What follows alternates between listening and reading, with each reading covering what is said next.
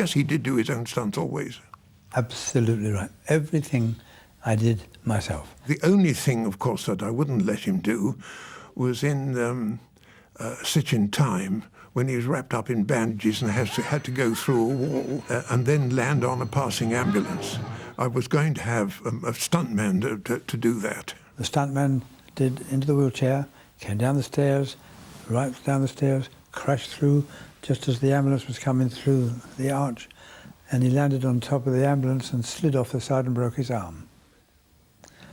And Bob Usher came over to me and he said, "Well," I said, "what terrible shame."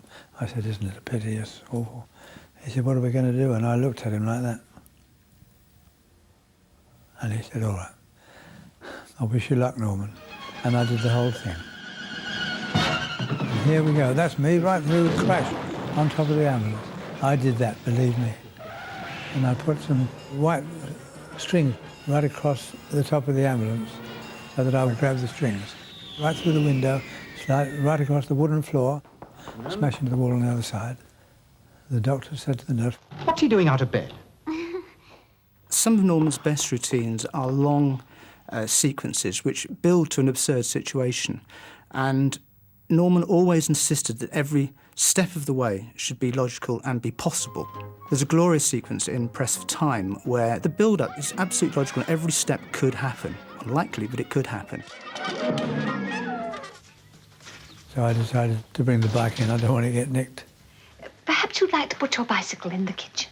And I said to Bob Usher, "I can have this catch on the chandelier." And he said, "Oh, no, Norman, that's over the top." I said, "Well, it might be over the top a bit, but not if I'm really hanging on to it." Oh, careful.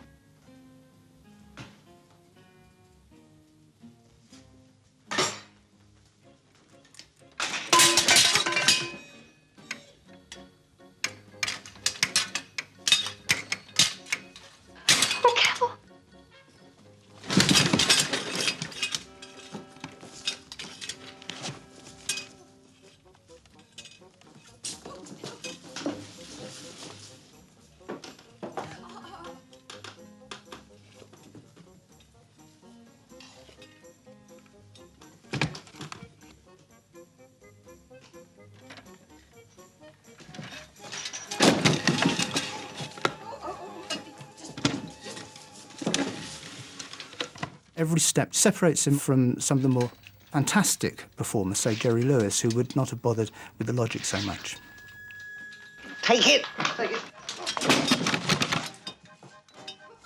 Everybody laughed on the set, and Bob Usher just came over, ruffled my hair sort of thing, and said, "Thank you, Norm. You're right again." Hey, He would never argue with directors, but he would wheedle it. "Oh, please, oh, go on, let me. I'm sure it'll be..." And he would, "No, Norman, I'm sure it won't work. No, go on, just let me try it." And he never fell out with anybody. I never, ever heard of Norman have a row with anybody. He would just go on, wheedle. "Oh, all right, we'll do it once, and if it works."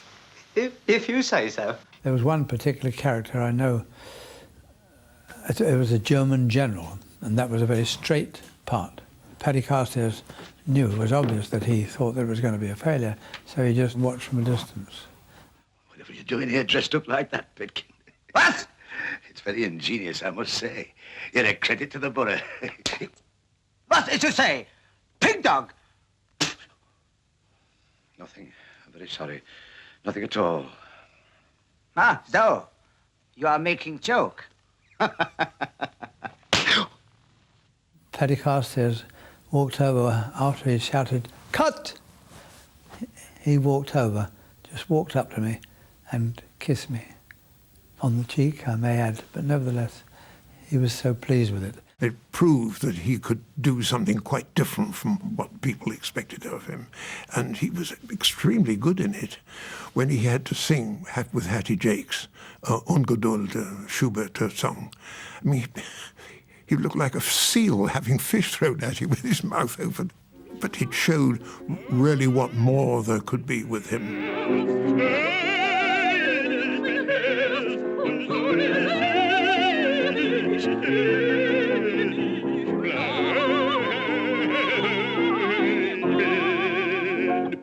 Excellent! Oh, we must always remember to keep our vowels open. Sing me a note. Oh, you know I can't sing without Judy, Miss Dobson. Oh, really, Mr. Truscott?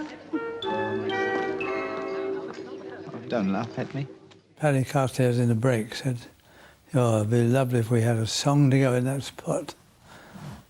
And I said, I've got one. He said, "You've got one?" I said, "One that I've written." And Norman, he said, "You've written half the blooming gags, and don't tell me you write it. No, forget it." And he wouldn't be bothered with that nonsense that I... So I went over to the music room, had a chat with the pianist, and I said, and I showed him the music. I said, "Look, will you put your name on that, please?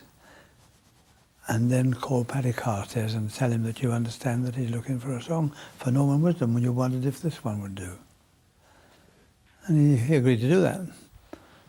Anyway, in the afternoon, Paddy Carstairs came to me and said, "Norman, I've got a surprise for you." I said, "What was that?" He said, "I found a song for you." I said, "A song for me, really?" He said, come over to the music room and listen to it." Oh, I said, "All right." So I went over to him, and the pianist played the music, sang the lyrics with it, and then Paddy Carstairs looked at me and said, "Well, there you are. How's that for you then, eh?" And I said, "Well," he said, "you're going to bloody sing it." Don't laugh at me, 'cause I'm a fool. I know it's true, yes, I'm a fool. No one seems to care. I'd give the world to share my life with someone who really loves me. As a songwriter, he's very clever because he's ignorant. Now that sounds rude, and I don't mean it to be rude. What he has, because he has a limited knowledge of music, he actually comes up with melodies from the heart. And he's a lot of people who write songs who are not trained musicians but can play a few chords either on the guitar or the piano will sit down, play a few chords and try and make a tune around the chords. Norman's totally the opposite. Norman produces a melody. He'll sing a melody, then pick the melody out on the piano. That's how all the great songs are done. I'll follow a star, but I'm in heaven already. Now I'm going steady with you.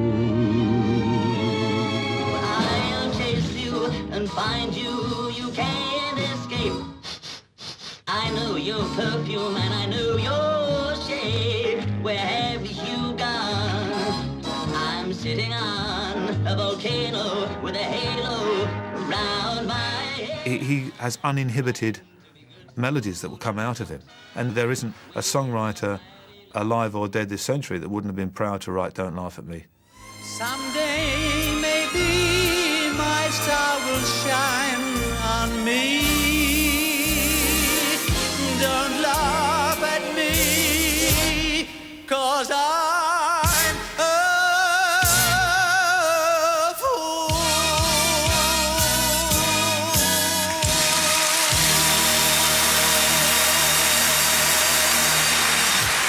I never was a hero in the forces.